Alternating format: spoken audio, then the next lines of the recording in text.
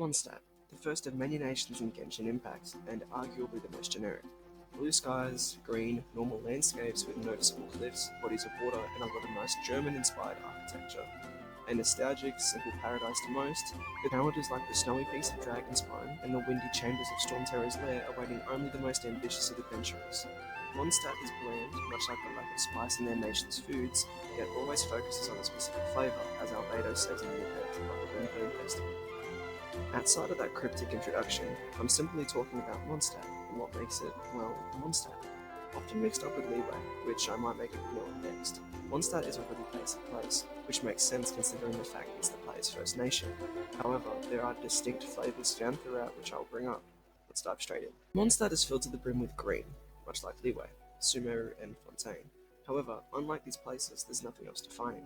It harbours the same stony cliffs as Liyue, the same open fields and occasional trees as Fontaine, and doesn't have the outlandish wild vibes of Sumeru or anything of the sort. Mondstadt is quite literally just an introduction, but for a game with such a praiseworthy world, it needs to introduce the charming nature worth said praise along with it.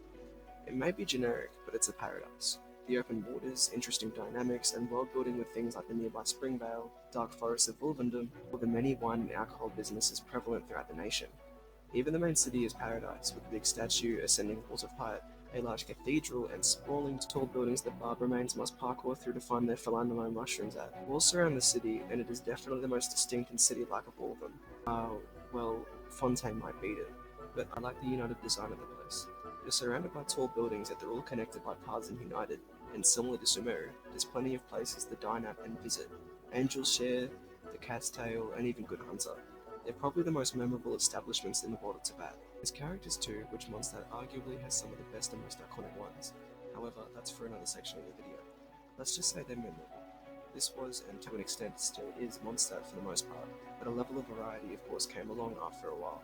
It's easy to get used to what I've described, and if you're somebody who had started the game later on, you'd most likely notice these places from a distance anyway.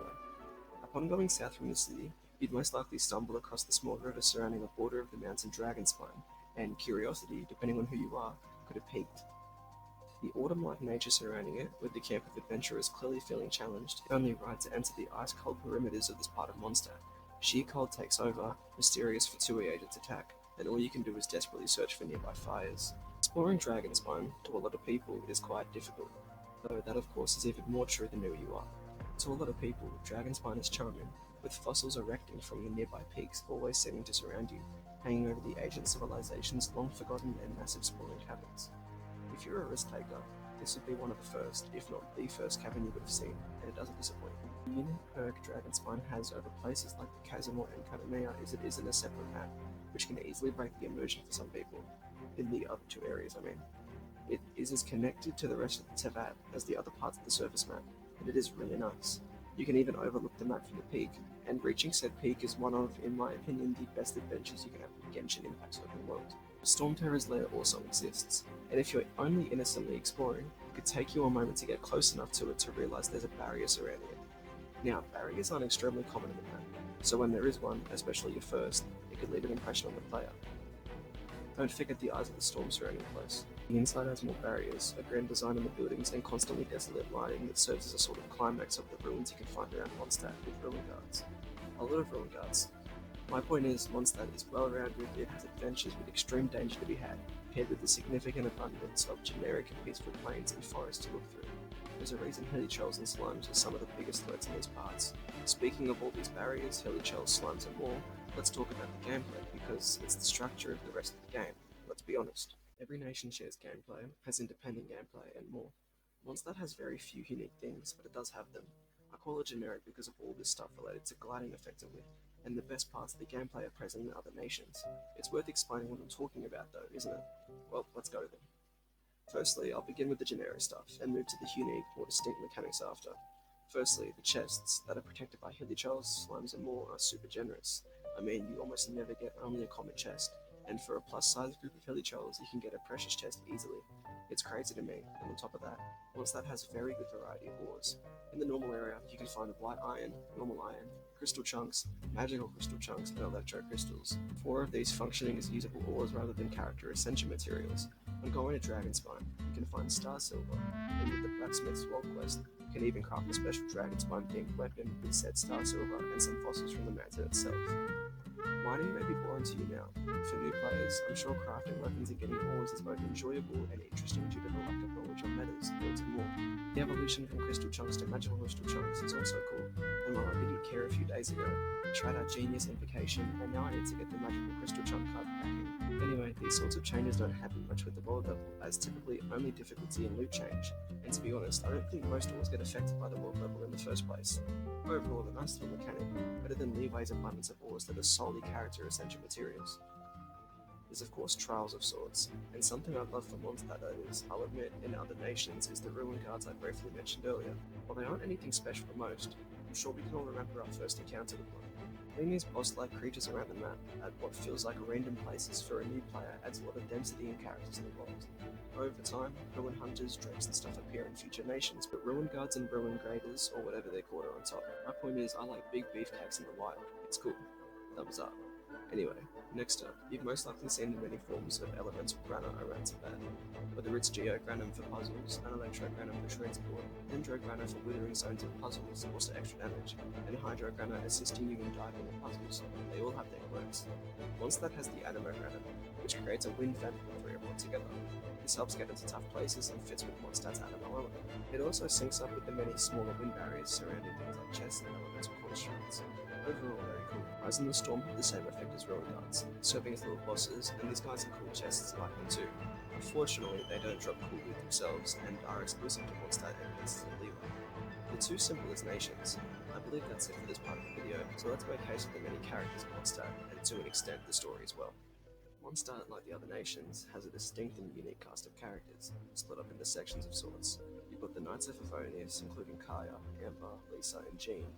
Then you've got the more obscure knights like Eula, Albedo, Noelle, not even a night elf, Sucrose, and Kali. You've then got other characters like Diluc, Bennett, Mika, Venci, and then on top of that, you have the sisters Rosaria and Barbara. Even then, characters from Liyue and now Sumeru visit for events such as the Windbloom Festival, which I like. Xiangling especially fits in with the Mondstadt cast, as you do find her in Mondstadt during a story quest.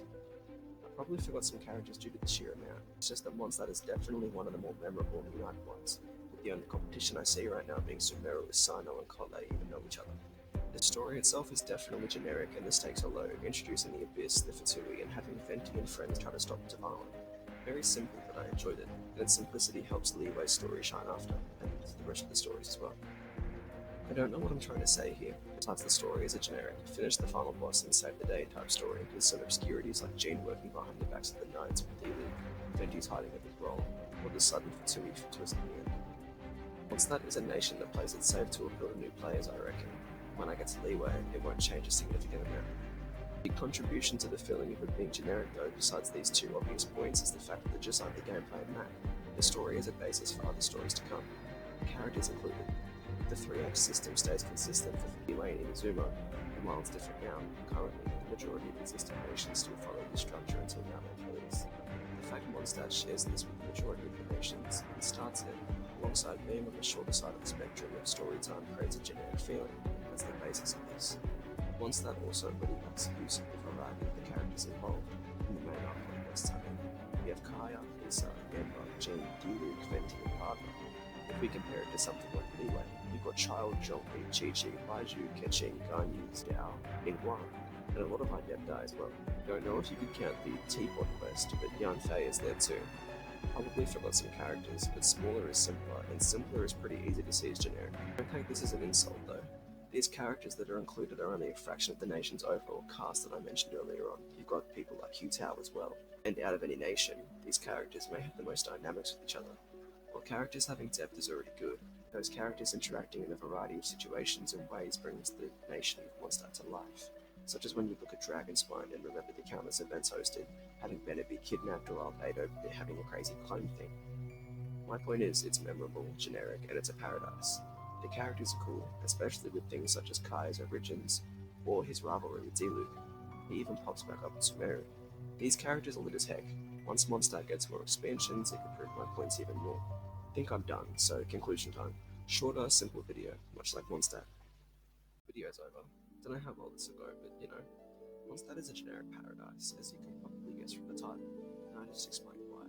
Like and subscribe if you liked my rambling and gets my points every 5 seconds. It's like a minigun. Oh, that's adaptability. Anyway, while Mondstadt is a generic paradise, Liyue is a refreshing follow-up to Mondstadt, that is. Keep in mind I'm covering Inazuma, Sumeru, and Fontaine too. No opinion reveals yet though. See ya. Have a good time with whatever you're planning to do, and if you're procrastinating, go do it. Get off YouTube and focus on that one thing, or multitask by continuing what you're while doing stuff. Don't know why I went off on that tangent. Okay, bye. See you in a minute or two.